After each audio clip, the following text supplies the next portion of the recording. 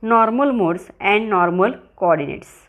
It is the important article, normal modes and normal coordinates. As we know, the general solutions for individual displacement of two equations. X1 is the general displacement of first pendulum. X2 is the general displacement for second pendulum, having the equations as x1 equal to p1 cos omega t plus q1 sin omega t. After whole substitutions, it will take the form x1 equal to a cos omega 1t plus b sin omega 1t plus c cos omega 2t plus d sin omega 2t 15. x2 equal to p2 cos omega t plus q2 sin omega t. After substitution, it will having the form minus a cos omega 1t minus b sin omega 1t plus c cos omega 2t plus d sin omega 2t, equation 16.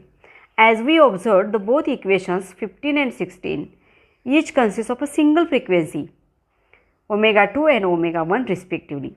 This each solution is dependent of both the frequencies omega 1 and omega 2. In these solutions, two frequencies are involved, omega 1 and omega 2 respectively. To set the two pendulums in motion in such a way that only one frequency is involved. From equations 15 and 16, we have x1 equal to the addition of individual displacements of both pendulums, which is first normal coordinate, whereas x2 is the subtraction of respective individual displacements of each pendulum. It is expressed by equations 17 and 18 as follows. x1 equal to x1 plus x2 is equal to twice c cos omega 2t plus twice d sin omega 2t, and for x2 equal to x1 minus x2 equal to twice a cos omega 1t plus twice b sin omega 1t. The coordinates x1 and x2 are called as normal coordinates, and the modes of oscillation given by equations 17 and 18 are called as normal modes of oscillations, since both x1 and x2 involve only one frequency omega 2 and omega 1 respectively. But the general solutions for x1 and x2 involve both the frequencies. Hence, we have to know further, when x1 equal to x2, capital X2, that means second normal coordinate is equal to 0, the motion represented by x1 alone is present. When both the displacements are equal, normal coordinate second is 0, it means that motion represented by x1 alone is present. If the two pendulums are identical, then at all instants x1 and x2 will remain 0, which is second coordinate normal. Hence, there is no oscillation with angular frequency omega 1, but there is oscillation with angular frequency omega 2, which is equal to square root of g upon L. Square root of g upon L. It means that two pendulums oscillate as if they are free, that is omega 2 having value square root of g by L. This omega 2 consists of only the value of g as acceleration due to gravity and one dimension of the pendulum as its length. The coupling spring does not get compressed or elongated at any time. The coupling spring means the spring which connects both the pendulums.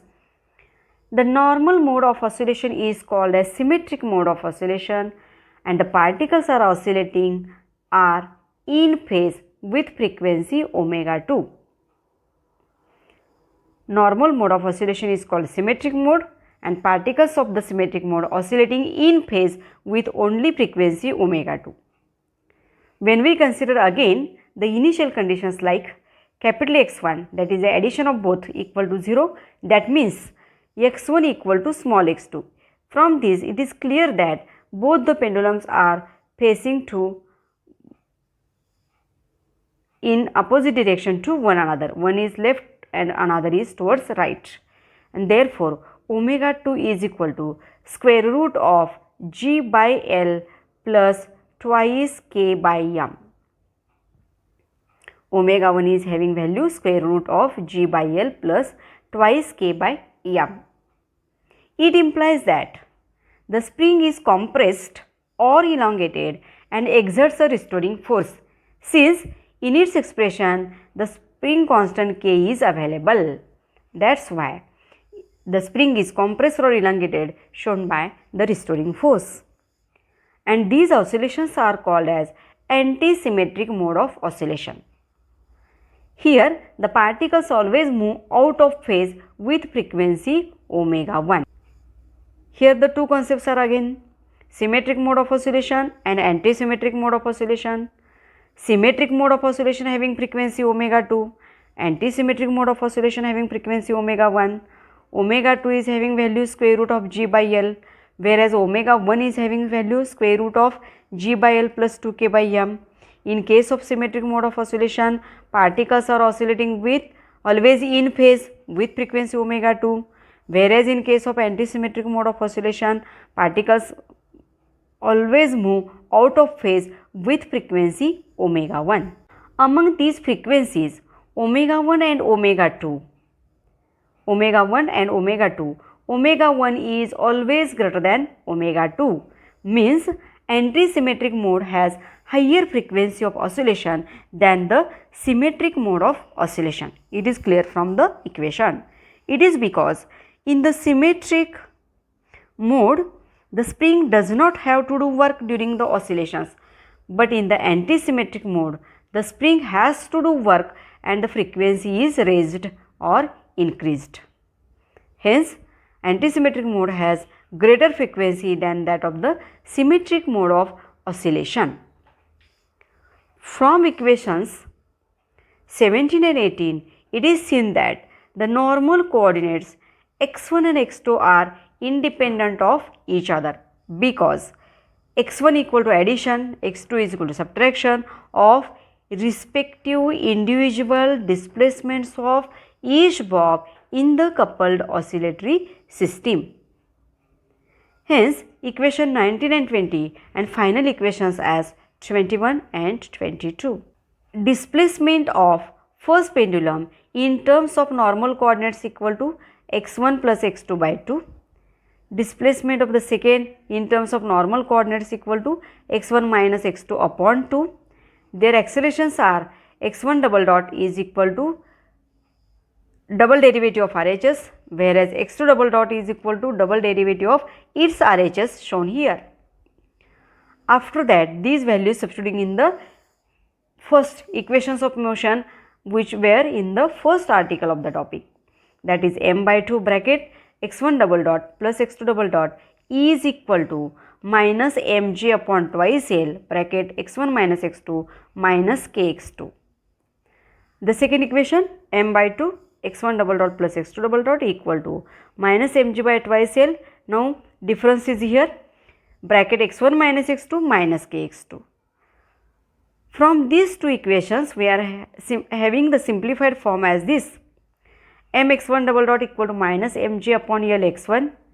Again m is on both sides, cancelling it one another, therefore x1 double dot plus g by L x1 equal to 0. And from this equation, the simplified form will be this: mx2 double dot equal to minus mg upon L x2 minus twice kx2.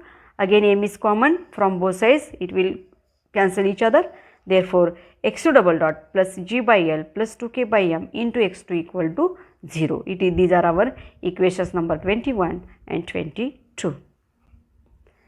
x1 double dot plus g by L x1 equal to 0, x2 double dot plus g by L plus 2k by m x2 equal to 0, 22. Equation 21 represents the normal mode of simple harmonic oscillations in terms of normal coordinates with frequency omega 2 equal to square root of g upon L, square root of g upon L, whereas equation 22 represents those in terms of normal coordinates with frequency omega 1 equal to square root of g upon L plus twice k upon m.